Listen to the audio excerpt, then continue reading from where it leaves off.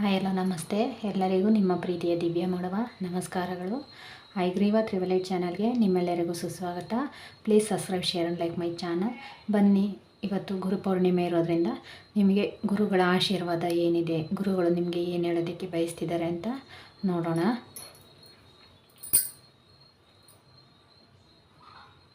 ನಿಮ್ಮ ಗುರುಗಳನ್ನ ನೀವು ಮನಸಲ್ಲೇ ನೆನೆಸ್ಕೊಳ್ಳಿ. ಮನಸಲ್ಲೇ ನೆನೆಸ್ಕೊಂಡು ಈ ವಿಡಿಯೋನ ನೋಡಿ. ಓಕೆ ಏಂಜಲ್ಸ್,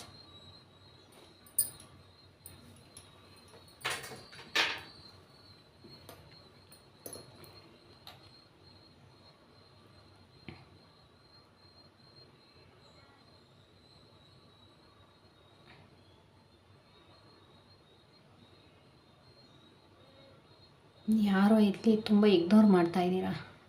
ನಿಮ್ಮ ಗುರುಗಳು ನಿಮಗೆ ಏನನ್ನು ಹೇಳ್ತಿದ್ದಾರೆ, ಅವರು ಏನನ್ನು ನಿಮಗೆ ಹೇಳೋದಕ್ಕೆ ಬರ್ತಿದ್ದಾರೆ, ಅದ್ರ ಕಡೆ ನಿಮ್ಮ ಗಮನನ ಇಲ್ಲ.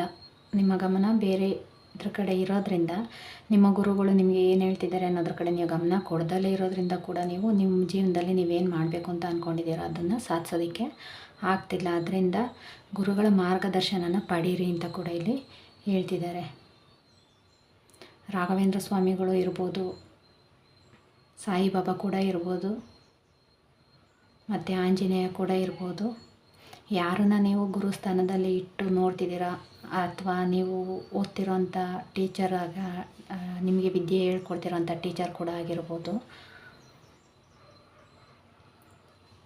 ಅವರಿಗೆ ನೀವು ಬೆಲೆನ ಕೊಡಬೇಕಾಗತ್ತೆ. ಅವ್ರು ಏನು ಹೇಳ್ತಿದ್ದಾರೆ ಅನ್ನೋದನ್ನು ನೀವು ಅರ್ಥ ಮಾಡಿಕೊಂಡು ಅವ್ರು ಹೇಳೋದನ್ನು ನೀವು ಸರಿಯಾದ ರೀತಿಯಲ್ಲಿ ಮಾಡಿದ್ದೆ ಆದರೆ ನಿಮಗೆ ಈ ಗುರುಪೌರ್ಣಿಮೆಯಿಂದ ಒಳ್ಳೆಯದಾಗುತ್ತೆ, ಶುಭ ಫಲ ಸಿಗುತ್ತೆ ಅಂತ ಕೂಡ ಹೇಳ್ತಿದ್ದಾರೆ. ಯಾರೋ ದುಡ್ಡಿನ ಬಗ್ಗೆ ಕೂಡ ಇಲ್ಲಿ ಯೋಚನೆ ಮಾಡ್ತಾಯಿದ್ರೆ ದುಡ್ಡು ಕೂಡ ನಿಮಗೆ ಸಿಗುತ್ತೆ. ಲಕ್ಷ್ಮಿಯ ಆಶೀರ್ವಾದ ಇದೆ. ಯಾರಿಗಾದ್ರೂ ದಾರಿನಲ್ಲಿ ಆಮೆ ಕೂಡ ಸಿಗ್ಬೋದು. ಅದು ಯಾವ ಥರ ಅಂತಂದರೆ ಮಾಮೂಲಿ ನೀರಿಂದ ಆಚೆ ಬಂದಿರೋಂಥದ್ದು ಜೀವಂತ ಆಮೆ ಕೂಡ ಸಿಗ್ಬೋದು. ದಯವಿಟ್ಟು ಅದನ್ನು ತಿನ್ಬೋದು ಅಂತ ಅಂದ್ಕೊಂಡು ತಿನ್ನೋದಕ್ಕೆಲ್ಲ ಹೋಗಬೇಡಿ. ಮತ್ತು ಯಾವುದಾದ್ರೂ ನೀರಿನಲ್ಲಿ ಅದನ್ನು ಬಿಟ್ಬಿಡಿ. ಸಿಕ್ಕಿದರೆ ಆ ರೀತಿ ಮಾಡಿ. ಸಿಗ್ಬೋದು ಅಂತ ಇಲ್ಲಿ ಚಾನಲ್ ಆಗ್ತಿದೆ, ಯಾರಿಗೆ ಸಿಗುತ್ತೆ ಅಂತ ಗೊತ್ತಿಲ್ಲ. ಗಣೇಶ ಕೂಡ ಬರ್ತಿದ್ದಾರೆ, ಯಾರೋ ಗಣೇಶ ಕೂಡ ಗಿಫ್ಟಾಗಿ ಸಿಗ್ಬೋದು ಗುರುಪೌರ್ಣಿಮೆಗೆ. ನಿಮ್ಮ ಗುರುಗಳ ಆಶೀರ್ವಾದ ನಿಮ್ಮ ಮೇಲೆ ತುಂಬ ಇದೆ. ನಿಮ್ಮ ಗುರುಗಳು ನಿಮ್ಮ ಜೊತೆನೇ ಇದ್ದಾರೆ.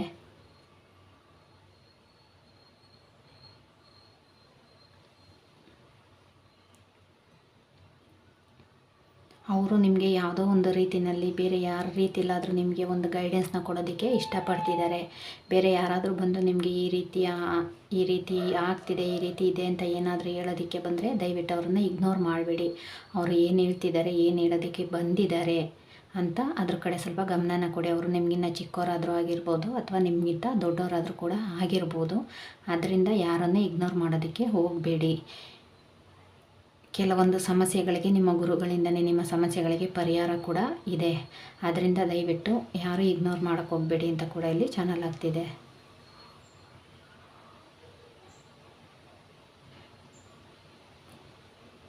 ಯಾರಾದರೂ ಎಜುಕೇಷನ್ನ ಸ್ಟಾಪ್ ಮಾಡಬೇಕು ಅಂತ ಅಂದ್ಕೊಂಡಿದ್ರೆ ದಯವಿಟ್ಟು ಸ್ಟಾಪ್ ಮಾಡಬೇಡಿ. ಕೆಲವರು ನನಗೆ ಮಾಡೋಕ್ಕೆ ಎಜುಕೇಷನ್ ಮುಂದುವರ್ಸೋಕ್ಕಾಗ್ತಿಲ್ಲ ಅಂತ ಇರೋರು ರಾಘವೇಂದ್ರ ಸ್ವಾಮಿಗಳ ಮಠಕ್ಕೆ ಹೋಗಿ ಅಲ್ಲಿಂದ ಒಂದು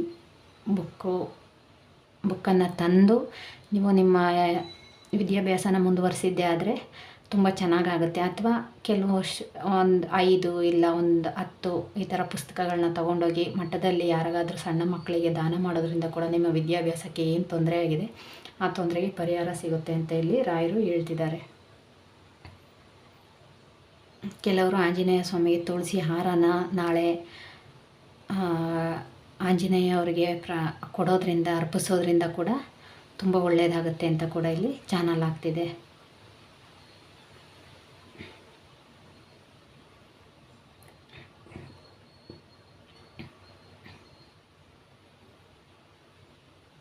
ಎಲ್ಲಾದರೂ ಆನೆ ಮರಿ ಕೂಡ ಹಾಕಬಹುದು ಅಂತ ಇಲ್ಲಿ ಚಾನಲ್ ಆಗ್ತಿದೆ. ಕಾಡಲ್ಲಿ ಯಾವುದಾದ್ರೂ ಫಾರೆಸ್ಟಲ್ಲಿ ಆನೆ ಮರಿ ಕೂಡ ಹಾಕಬಹುದು. ಎಲ್ಲ ಆ ರೀತಿ ಹಾಕಿರೋದು ಟಿ ವಿನಲ್ಲಿ ನಾವು ನೋಡ್ಬೋದು.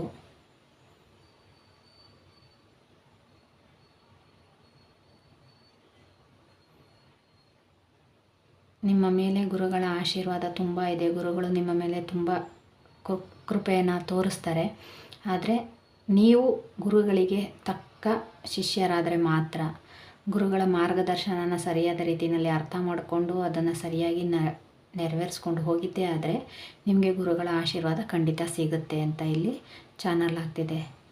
ಮಂತ್ರಾಲಯಕ್ಕೆ ಹೋಗಿ ಯಾರಾದರೂ ಏನಾದರೂ ಸೇವೆ ಮಾಡಬೇಕು ಅಂತ ಅಂದ್ಕೊಂಡ್ರೆ ದಯವಿಟ್ಟು ಹೋಗಿ ಬನ್ನಿ, ಒಳ್ಳೆಯದಾಗುತ್ತೆ. ನಾಳೆ ಹೋಗೋದ್ರಿಂದ ಇನ್ನೂ ತುಂಬ ಒಳ್ಳೆಯದಾಗುತ್ತೆ. ಯಾರಾದರೂ ನಿಮ್ಮ ಮನೆ ಹತ್ರ ಸಾಯಿಬಾಬಾ ಅಥವಾ ಮಂತ್ರಾಲಯ ಇಲ್ಲ ಮಠಗಳಿದ್ದರೆ, ಸಾಯಿಬಾಬಾ ಮಠ ಆಗ್ಬೋದು, ಮಂತ್ರಾಲಯದಾಗಿರ್ಬೋದು, ಯಾವುದಾದ್ರೂ ಮಠಗಳಿದ್ದರೆ ಅಲ್ಲಿ ಹೋಗಿ ಒಂದು ಸ್ವಲ್ಪ ಹೊತ್ತು ಕೂತಿದ್ದು ಧ್ಯಾನ ಮಾಡಿ ಗುರುಗಳ ಆಶೀರ್ವಾದ ತಗೊಳ್ಳೋದ್ರಿಂದ ಕೂಡ ನಿಮಗೆ ತುಂಬ ಒಳ್ಳೆಯದಾಗುತ್ತೆ ಅಂತ ಕೂಡ ಇಲ್ಲಿ ಹೇಳ್ತಿದ್ದಾರೆ.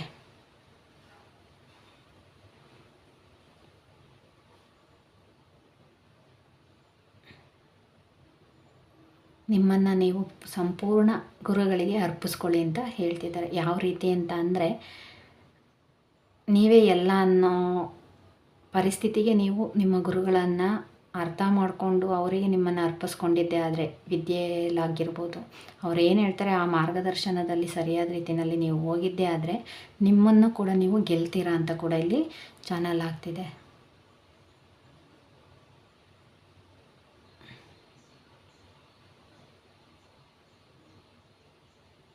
ಮಕ್ಕಳು ಎಜುಕೇಷನ್ ಕಡೆ ಸ್ವಲ್ಪ ಗಮನನ ಕೊಡಬೇಕಾಗುತ್ತೆ. ಮಕ್ಕಳು ಓದ್ತಿಲ್ಲ ಅಂತ ಇರೋರು ಕೂಡ ನಾಳೆ ಮಕ್ಕಳು ಕೈಯಿಂದ ಕೆಲವ್ರಿಗೆ ಪುಸ್ತಕನ ದಾನ ಮಾಡಿಸಿದ್ರು, ಅದಕ್ಕೆ ಸರಿ ಹೋಗುತ್ತೆ ಅಂತ ಇದೆ. ಮಠದಲ್ಲಿ ಹೋಗಿ ಗುರುಗಳ ಆಶೀರ್ವಾದ ಪಡೆಯೋದ್ರಿಂದ ಕೂಡ ಯಾರೆಲ್ಲ ಮಕ್ಕಳು ನಮ್ಮ ಮಕ್ಕಳು ನಮ್ಮ ಮನೆಯಲ್ಲಿ ಓದ್ತಿಲ್ಲ ಅಂತ ಅಂತಿದ್ದಾರೆ ಅಂತ ಅಂದ್ಕೊಂಡಿದ್ದೀರಾ ಅವ್ರಿಗೂ ಕೂಡ ತುಂಬ ಒಳ್ಳೆಯದಾಗುತ್ತೆ ಅಂತ ಇಲ್ಲಿ ಇದೆ. ಮತ್ತು ಮಕ್ಕಳು ಓದಬೇಕಾದ್ರೆ ಅವ್ರ ಮುಂದೆ ಗಣೇಶನ ವಿಗ್ರಹ ಅಥವಾ ಗುರು ರಾಘವೇಂದ್ರ ಸ್ವಾಮಿಗಳ ಒಂದು ಚಿಕ್ಕ ಫೋಟೋ ಆದರೂ ಪರವಾಗಿಲ್ಲ, ಮಕ್ಕಳು ಓದುವಂಥ ಕೋಣೆಯಲ್ಲಿ ಇಟ್ಟಿದ್ದೇ ಆದರೆ ಅವರ ಅನುಗ್ರಹ ಕೂಡ ಮಕ್ಕಳ ಮೇಲೆ ಬೀರುತ್ತೆ ಅಂತ ಹೇಳ್ಬೋದು. ತುಂಬ ಒಳ್ಳೆಯದಾಗುತ್ತೆ ಅದರಿಂದ.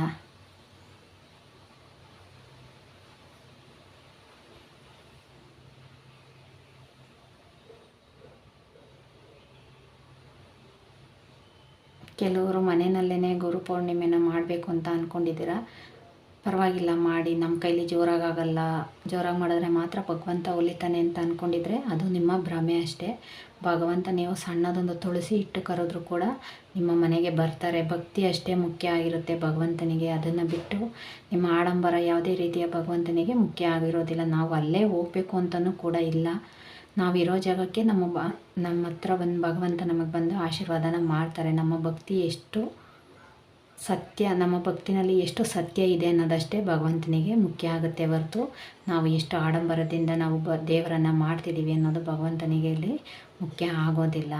ಮತ್ತು ಯಾರಾದರೂ ನಿಮ್ಮ ಚಿಕ್ಕ ವಯಸ್ಸಿನಿಂದ ಇಲ್ಲಿವರೆಗೂ ಯಾರೆಲ್ಲ ನಿಮ್ಮ ಗುರುಗಳಿದ್ದಾರೆ ಅಥವಾ ನೀವು ತುಂಬ ಇಷ್ಟಪಡೋವಂಥ ಗುರುಗಳು ಯಾರಾದರೂ ಇದ್ದರೆ ಅವರ ಆಶೀರ್ವಾದನ ಕೂಡ ತಗೊಳ್ಳಿ. ಅವರ ಆಶೀರ್ವಾದ ತಗೊಳ್ಳೋದ್ರಿಂದ ಕೂಡ ನಿಮಗೆ ತುಂಬ ಒಳ್ಳೆಯದಾಗುತ್ತೆ.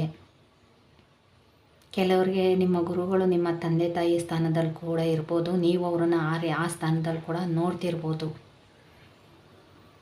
ಆದ್ದರಿಂದ ಅವರ ಆಶೀರ್ವಾದನ ನಾಳೆನೇ ಗುರುಪೂರ್ಣಿಮೆ ದಿನ ತಗೊಂಡಿದ್ದೇ ಆದರೆ ತುಂಬ ಒಳ್ಳೆಯದಾಗುತ್ತೆ.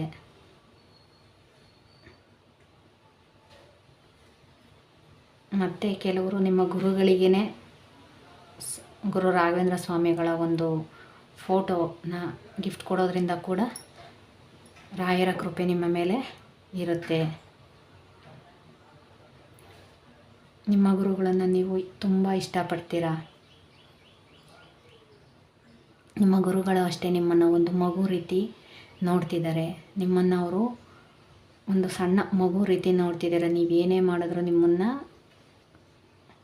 ಸಹಿಸ್ಕೋತಿದ್ದಾರೆ. ಯಾವ ರೀತಿ ಅಂದರೆ ನನ್ನ ಮಗು ಅಲ್ವಾ ಅನ್ನೋ ರೀತಿಯಲ್ಲಿ ಗುರುಗಳು ನಿಮ್ಮನ್ನು ಅವರ ಮಡಿಲಿನಲ್ಲಿ ಇಟ್ಕೊಂಡು ನಿಮ್ಮನ್ನು ರಕ್ಷಣೆ ಮಾಡ್ತಿದ್ದಾರೆ. ಅವರು ನಿಮ್ಮ ಜೊತೆಯಲ್ಲೇ ಇದ್ದಾರೆ.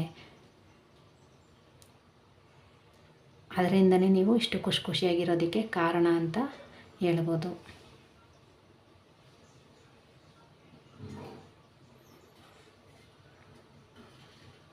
ಮತ್ತು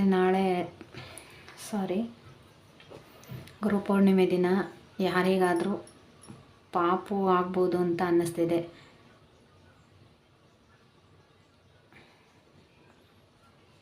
ಗಂಡು ಪಾಪುನೇ ಆಗ್ಬೋದು ಅಂತ ಅನ್ನಿಸ್ತಿದೆ.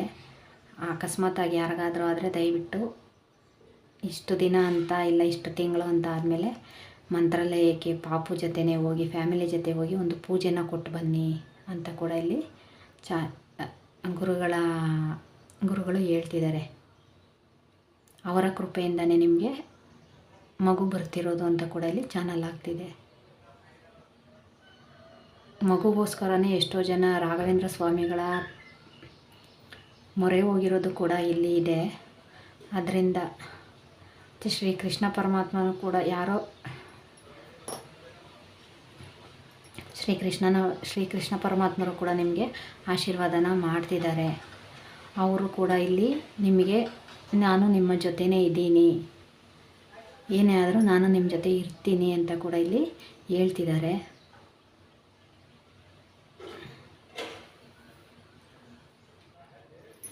ಗೊತ್ತಿಲ್ಲ, ಮತ್ತೆ ಇಲ್ಲಿ ಯಾರದೋ ಮನೆಯಲ್ಲಿ ನೀವು ತುಂಬ ಇಷ್ಟಪಟ್ಟು ನಿಮ್ಮ ಮನೆಯಲ್ಲಿ ಅವರು ಒಬ್ಬರು ಅದು ಒಂದು ಜೀವ ಅನ್ನೋ ರೀತಿಯಲ್ಲಿ ನೀವು ಪ್ರಾಣಿನ ಸಾಕೋ ಅಂಥವ್ರು ಇರ್ಬೋದು. ಆ ಪ್ರಾಣಿಗೆ ಜೀವಕ್ಕೆ ಅಪಾಯ ಇದೆ ಅಂತ ಇಲ್ಲಿ ಅನ್ನಿಸ್ತಿದೆ. ಆದಷ್ಟು ಹುಷಾರಾಗಿರಿ, ನೋಡ್ಕೊಳ್ಳಿ. ತುಂಬ ನಾಯಿಗೆ ಅಂತಲೇ ಕೂಡ ಇಲ್ಲಿ ಚಾನಲ್ ಆಗ್ತಿದೆ, ಯಾರ ಮನೆಯಲ್ಲಿ ಅಂತ ಗೊತ್ತಿಲ್ಲ. ದಯವಿಟ್ಟು ಅದ್ರ ಕಡೆ ಗಮನನ ಕೊಡಿ. ಏನಾದರೂ ಸಮಸ್ಯೆ ಇದ್ದರೆ ಮೊದಲು ಅದಕ್ಕೆ ಪರಿಹಾರನ ಹುಡುಕಿ ಅಂತ ಕೂಡ ಇಲ್ಲಿ ಚಾನಲ್ ಆಗ್ತಿದೆ. Okay, thank you so much all. ಎಲ್ರಿಗೂ ಇಷ್ಟ ಆಯಿತು ಅಂತ ಅಂದ್ಕೊತೀನಿ. Please subscribe, share and like. Thank you so much. ಎಲ್ರಿಗೂ ಒಳ್ಳೆಯದಾಗಲಿ.